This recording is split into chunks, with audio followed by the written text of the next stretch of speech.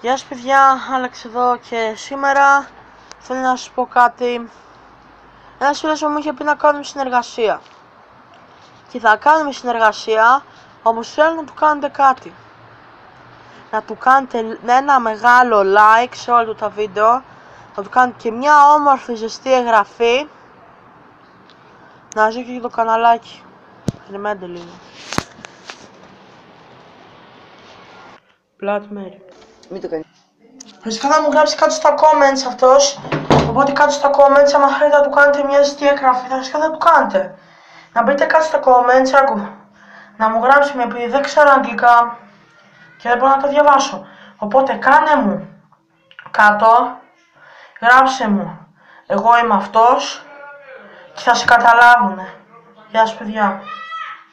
Sorry αυτό το βίντεο, όμως δεν ξέρω καλά αγγλικά, εντάξει φίλε. Bye.